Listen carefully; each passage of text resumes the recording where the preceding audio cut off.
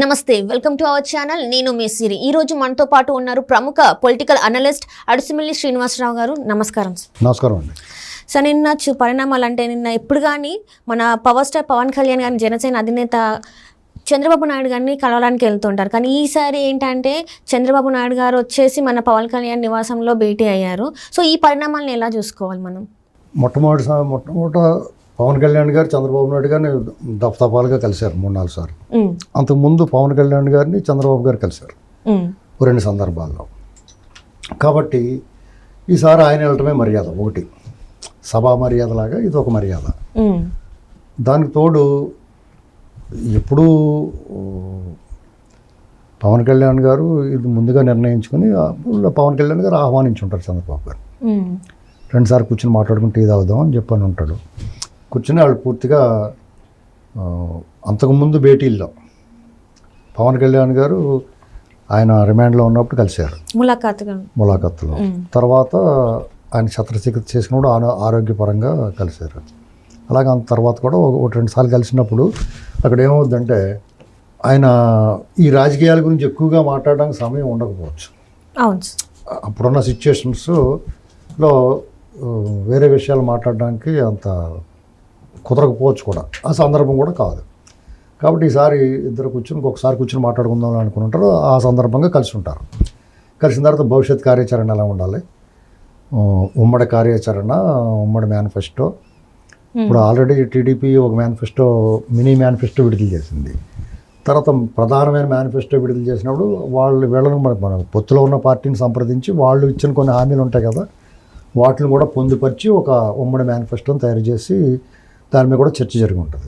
అలాగే రాబోయే రోజుల్లో పరిణామాలు ఎలా ఉండొచ్చు, ఇంకా ఎవరెవరు మనతో కలిసి వస్తారో అనేటువంటి దాని మీద కూడా చర్చ జరిగి ఉండొచ్చు.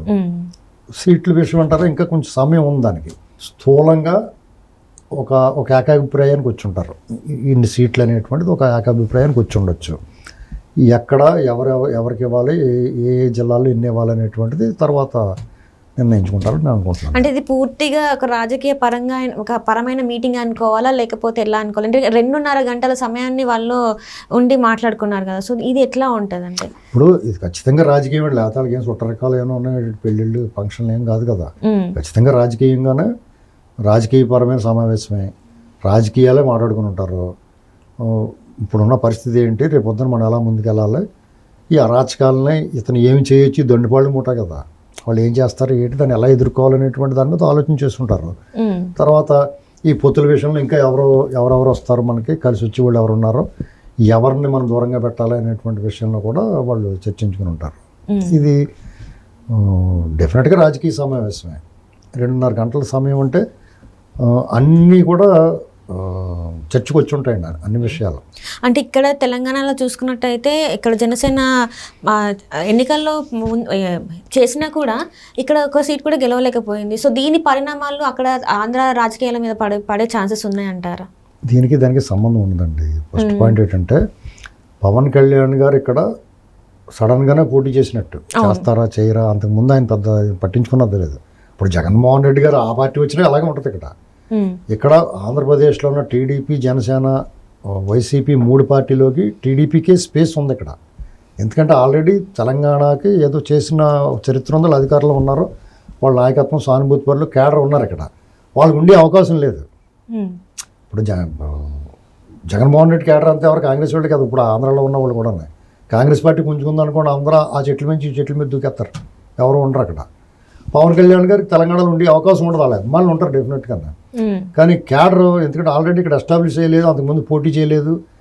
అలా పోటీలు అవి చేసి వాళ్ళు కూడా బిల్డప్ చేసుకుని క్యాడర్ని బిల్డప్ చేసుకుని ఉంటే ఉండేవాళ్ళు. కాబట్టి నాయకులు ఎక్కడన్నా పలచపలుచుకుంటారు ఉంటారు, కానీ క్యాడర్ ఉండే అవకాశం లేదు. అభిమానులు, సానుభూతి పరులు ఉంటారు. ఆ అభిమానులు, సానుభూతి పరులు స్టాండర్డ్గా ఇక్కడ ఎమ్మెల్యేలు నిలబెట్టి ఇక్కడ పోరాడతారు, ఇక్కడ స్టాండర్డ్గా ఉంటుంది పార్టీ, వీళ్ళు కూడా ఫైట్ చేస్తారనేటువంటి భావన కలిగినప్పుడే ఉంటారు. టీడీపీకే అంత చరిత్ర ఉన్న టీడీపీకే మీకు చెల్లాచెదురైపోయింది. ఎందుకంటే ఆ నాయకత్వం, ఇక్కడున్న లోకల్ లీడర్షిప్, వాళ్ళు స్టాండర్డ్గా ఉంటారా ఉండరా, గెలిచినా కానీ ఆ పార్టీలో పోతారేమో, ఇలాంటి అపోహలు ఉండి మొన్నటిదాకా. కాబట్టి ఆ పార్టీకి సరైన వాళ్ళకున్న ఉన్నంత బలం కూడా చూపించుకోలేకపోయింది గతంలో. ఈసారి వాళ్ళు సైలెంట్గా ఉండి మంచి వైలెంట్గా దెబ్బేస్తారు వాళ్ళకి. టీఆర్ఎస్ వాళ్ళకి. అది స్పష్టంగా తెలిసిపోయింది. అంటే వాళ్ళు మేము ఎవరికే చేయమని చెప్పలేదు, ఎవరిని వ్యతిరేకించలేదు, ఎవరిని అనుకూలంగా లేము అని చెప్పి అంటున్నారు. కానీ వాళ్ళు పోటీ చేయకపోవడం వల్ల మంచి మడతకాజీ తిన్నారు వాళ్ళు బీఆర్ఎస్ వాళ్ళు. కాంగ్రెస్కి అనుకోకుండా పని జరిగింది అది. ఈసారి ఏం చేస్తారో చూడాలి నెక్స్ట్. కాబట్టి పవన్ కళ్యాణ్ గారు తెలంగాణలో ఏమీ లేదు కాబట్టి అక్కడ ఏమీ ఉండదని చెప్పేసి అనుకోవడం లేదు. అయితే అలా చేయకుండా ఉంటే బాగుండేది. ఇక్కడ ఆయన పోటీ చేయకుండా ఉంటే దానివల్ల ఏమవుతుంది, అవతల వాళ్ళు ప్రత్యర్థులు మాట అంటానికి సరిపోతున్నారు. నీకు అక్కడే సీన్ లేదు, ఇక్కడ ఏముంటుంది నీకు అని తేలిక భావంగా చులకం చేయడానికి అవకాశం ఇచ్చినట్టు అయింది అంతే. అంతేగాని ఇప్పుడు జగన్మోహన్ రెడ్డి గారు ఉన్నాడు, అక్కడ 150 సీట్లు వచ్చినాయి. ఇక్కడ పోటీ చేసి ఉంటే ఆయనకి 2 కూడా రాపోను. అదే సీను అక్కడ. అంచేత ఇక్కడ ఇప్పుడు పాలిటిక్స్ డైనమిక్గా ఉంటాయండి, ప్రజల అభిప్రాయాలు కూడా మారుతూ ఉంటాయి. 2018లో టీఆర్ఎస్కి 88 స్థానాలు వచ్చినాయి. పార్లమెంట్ ఎన్నికలు బీజేపీకి ఒకటే వచ్చింది, 100 చోట్ల డిపాజిట్లు పోయినాయి. కానీ పార్లమెంట్ ఎన్నికలు వచ్చినట్టు 4 గెలిచారు ఎంపీలు వాళ్ళు. కాంగ్రెస్ కూడా ఘోరంగా ఓడిపోయినా కానీ మూడు పార్లమెంట్ గెలుచుకున్నారు. మరి టీఆర్ఎస్ ఆ లెక్కను చూసుకుంటే 16 సీట్లు రావాలి వాళ్ళకి. కానీ వాళ్ళు 8కే అంతగా పరిమితం అయిపోయారు, 9కి పరిమితం అయిపోయారు. ఇక్కడ ఆంధ్రప్రదేశ్లో కూడా చూడండి, 2012లో జరిగిన బై ఎలక్షన్స్లో టీడీపీ డిపాజిట్లు కూడా పోతుంది. 2014లో అధికారంలోకి వచ్చింది. 2010లో అధికారంలోకి వచ్చి అధికారం కోల్పోయి జగన్మోహన్ రెడ్డి మొహం అందరికీ ఓడిచ్చారు కదా అప్పుడు. కానీ 2019 వచ్చినట్టుగా అతనికి ఏకంగా 151 వచ్చినాయి. టీడీపీ ఎంతో కొంత పని చేసినా కానీ ఓడిపోయింది. ప్రజల అభిప్రాయాలు స్థిరంగా ఉండవు, మారుతూ ఉంటాయి. అలాగే పాలిటిక్స్ కూడా డైనమిక్. ఇవాళ ఇందులో ఉన్నవాడు రేపు అందులో ఉంటాడు, అటు ఇటు మారుతుంది, కామన్ అయిపోయింది ఇప్పుడు అంతా. కాబట్టి తెలంగాణలో ఆయనకి ఏం ఓట్లు పడలేదు, ఆయనకి ఏం సీట్లు రాలేదు. కాబట్టి ఆంధ్రాలో వస్తాయో రావండి, ఇండివిజువల్గా పోటీ చేస్తే ఇబ్బంది ఉండొచ్చు. కానీ తెలుగుదేశంతో పోటీ చేస్తున్నారు, కలిపి పొత్తులు వెళ్తున్నారు కాబట్టి అది ఉపయోగకారకం, తెలుగుదేశానికి ఉపయోగం ఉంటుంది, వాళ్ళకి కూడా మేలు జరుగుతుంది. అంటే కొన్ని సందర్భాల్లో మనం వింటున్నాం కదా సార్, ఎట్లా అంటే పొత్తులలో కాకుండా తనకి పొత్తుల్లో వెళ్ళకుండా తను సొంతగా చేస్తే బాగుంటుంది అని చెప్పేసి చాలా చోట్ల విన్నాం. సో అది పొత్తులు వెళ్తే మంచిగా ఉంటుందా, లేకపోతే తనకి విడిగా వెళ్తే బాగుంటుందా తనకు సొంతగా? ఇప్పుడు పవన్ కళ్యాణ్ గారు 2014లోనే జనసేన పార్టీ పెట్టినా ఆయన కేడర్ని బిల్డప్ చేసుకోలేకపోయాడు. రాష్ట్రం అంతా కొన్ని ప్రాంతాలకు పరిమితమైనట్టుగా కనిపిస్తుంది. అది నిజం కూడా. ఎందుకంటే 2019లో ఆయన ఓడిపోయాడు కాబట్టి ఆ కేడర్ లీడర్లకు కొంత బలహీనత ఉంటుంది. కానీ 2019లో ఉన్నంత ఘోరమైన ఇది ఉండదు. ఆయన విడిగా పోటీ చేసిన కొన్ని స్థానాలు గెలుచుకోగలుగుతాడు. దానికంటే కూడా కలిసి వెళ్తే మంచిది కదా మనం అని చెప్పేసి ఆయన అభిప్రాయం. దాంతో టీడీపీ కూడా ఏకీభవించింది, ఇద్దరు కలిసి పోటీ చేస్తున్నారు. టీడీపీ కూడా ఇప్పుడు విడిగా పోటీ చేసిన టీడీపీ డెఫినెట్గా విన్ అవుద్ది. ప్రజలు ఏం చేస్తారంటే ఇప్పుడు లాస్ట్ మూమెంట్లో ఎవరు గెలిచి ఉన్నారో వాళ్ళ వైపు ఒక 2-3% టిల్ట్ అవుతారు. Okay sir. ఇప్పుడు ఎటు తేల్చుకునే ఉంటారు కొంతమంది, వాళ్ళు ఏం చేస్తారు లాస్ట్లో గెలిచి ఓడికే జై కొడతారు. అలాగా టీడీపీకి అడ్వాంటేజ్ వస్తుంది. వైసీపీకి ఏమవుతుందంటే వీళ్ళిద్దరు విడివిడిగా పోటీ చేస్తే గతంలో అందరూ ఏం ఆలోచిస్తారంటే ప్రభుత్వ వ్యతిరేక ఓటు కింద చూస్తారు. కానీ యాక్చువల్గా టీడీపీ వ్యతిరేక ఓటు. విడివిడిగా పోటీ చేస్తే టీడీపీకి ఇంకా మేలు జరుగుద్ది. ఎందుకంటే టీడీపీకి వ్యతిరేకంగా ఉన్న ఓటు చీలిపోతుంది, కాంగ్రెస్ వ్యతిరేకంగా ఉన్న ఓటు బీఆర్ఎస్ కింద బీజేపీ కింద ఇడిపోయి కాంగ్రెస్ జమ్మని ఎక్కేసింది పడవ. అలాగే పని జరుగుద్ది వాళ్ళకి ఇంకా. కానీ వీళ్ళిద్దరు కలిసి పోటీ చేయడం వల్ల కూడా మేలు జరుగుద్ది. అట్లానే ఇప్పుడు మన తెలంగాణ ఎన్నికలు చూసుకున్నట్టయితే ఇక్కడ మార్పు రావాలని చెప్పేసి ప్రజలు కోరుకున్నారు. అట్లనే కొత్త ప్రభుత్వం ఏర్పడింది. సేమ్ ఇదే సీన్ అక్కడ రిపీట్ అయ్యే ఛాన్సెస్ ఉన్నాయి మనకి ఆంధ్రాలో కూడా. అసలు తెలంగాణ ఎన్నికలతో సంబంధం లేకుండా నీకు దండంరా బాబు, నువ్వు పని చూసుకోరా బాబు అనుకుంటున్నారు జనం అక్కడ. జగన్మోహన్ రెడ్డిని చాలయ్య బాబు చూసావు బాగానే, రాజన్న రాజ్యం బాగానే చూపించావు, ఇంకా నేను భరించలేకపోతున్నాం మేము అని చెప్పాను. వాళ్ళందరూ కూడా ఆంధ్రప్రదేశ్లో ఎలా ఉన్నారంటే హంటెడ్ హౌస్ అని ఉంటుంది.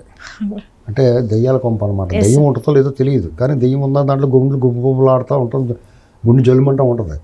రాత్రి హాయిగా పడుకుంటూ ఉండదు వాళ్ళకి. రాత్రి హాయిగా తినేసి పడుకునేటప్పుడు కిటికీ తలుపు టపటప్పని కొట్టుకుంటూ ఉంటాయి. ఏట్రా బాబు అని ఆ కిటికీ తలుపు దగ్గరికి వచ్చి వస్తే ఉయ్యాలు ఊగుతూ ఉంటుంది. ఈ థియేటర్ ఉయ్యాలు ఊగుతుందని బయటికి వెళ్ళి అక్కడ ఎవరు లేరని మళ్ళీ వెనక్కి వస్తే వీళ్ళ దగ్గరికి వెళ్ళి ఆగిపోద్ది, వెనక్కి వస్తే ఊగుతూ ఉంటుంది. ఈ థియేటర్ వాళ్ళందరికీ ఎవరు కనపడరు.